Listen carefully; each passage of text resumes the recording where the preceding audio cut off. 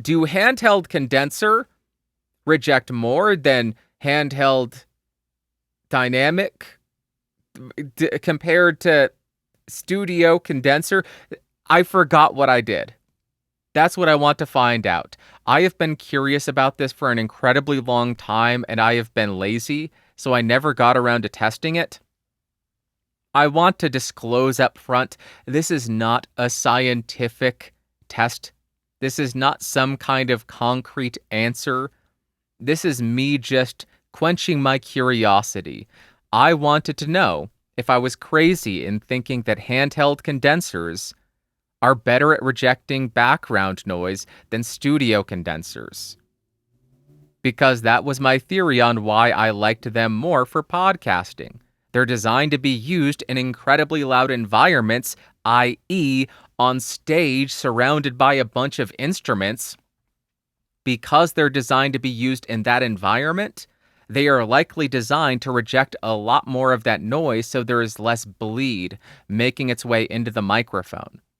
So if you're looking for a condenser for a podcast, for an imperfect room, for a untreated space, perhaps that is a good option. So let's jump to the test that I did before and hear that. I want to do a really quick comparison between a very standard and common handheld dynamic, the Shure SM58, a common and standard handheld condenser, the Neumann KMS105, and a standard studio condenser, which is the Neumann U87AI. I want to do this to see if there's any kind of difference in background noise rejection, because I've had a theory for quite some time. The reason I really enjoy handheld condensers is they're designed to be used in noisier environments, so they're going to do a better job at background noise rejection when compared to a standard studio condenser. So that's what we're testing today. I am just going in between these microphones so we can hear how much of the reverb of my voice each of these microphones picks up. In a second, I will also do a clap test to see which of the microphones does the best at rejecting that. But in the meantime, we will just be listening to my voice and listening to the room going on around it. Do any of these microphones do a better job at rejecting the reflections, or do they all sound relatively similar?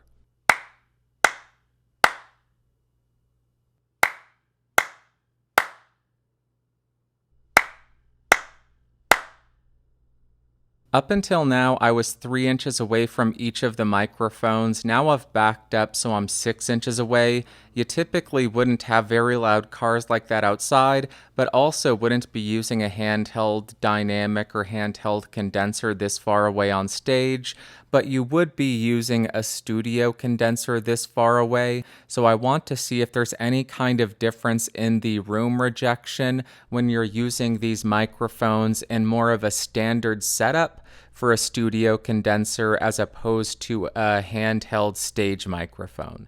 All right, those are the tests. Before I share my thoughts, I would love to know your thoughts. If you are just listening to the podcast, go to youtube.com/@BSP and go to BSP 389 and leave a comment. What did you hear? If you're watching on YouTube, let me know in the comments down below.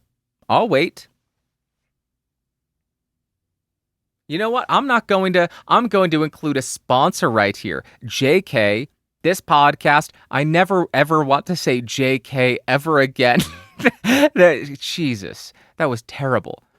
But if you enjoy this podcast, there's no sponsors, there's no advertising. Give it a thumbs up.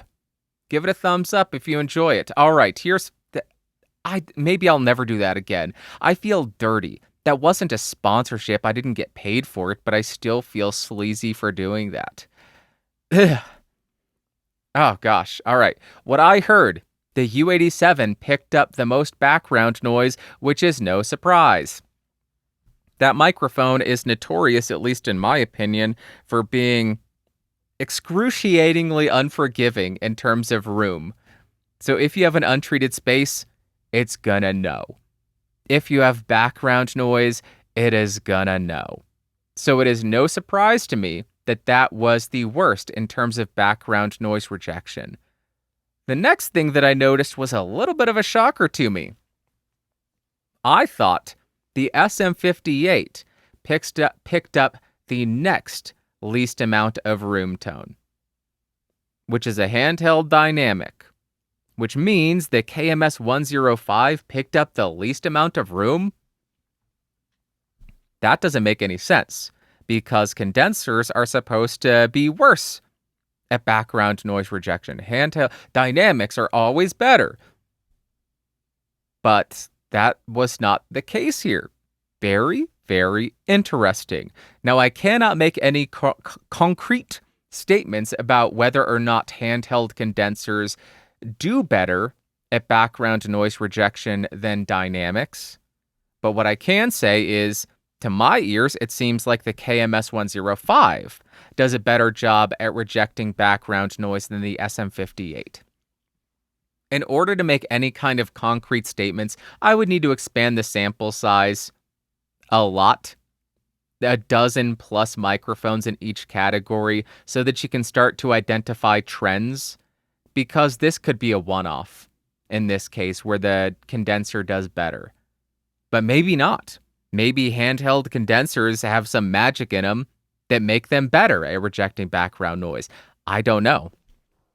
But at least this solidifies one thing for me. I am not crazy for loving the KMS-105, because not only does it sound awesome, love how that thing sounds, but it does a pretty darn good job at background noise rejection. And isn't that just fancy schmancy? I also understand I should have included a small diaphragm condenser, a shotgun microphone, a studio dynamic like the 7B, something like that. But this was just a quick down and dirty test to quench my curiosity. All right, that is what I have been testing. That is really all I have prepared, because I gotta tell you, maybe I am just a Luddite now, but there is nothing in the news that interests me. Nothing is happening. There aren't any new product releases that make me excited. I used to be excited about a new YubiKey release. I would talk about, hey, there's a new YubiKey. How cool is this? There's a new phone. How cool is this? Maybe I'm just jaded, but nothing seems interesting. Hey, there's some more AI announcements from Google. There's about 15,000 of them. Is it me? Is tech boring, or am I just a Luddite? Am I just disconnected from technology? Or has there been a shift in technology news where it's just not fun anymore? I'm sure it's just me being a Luddite. I'm sure there are people who love what's going on.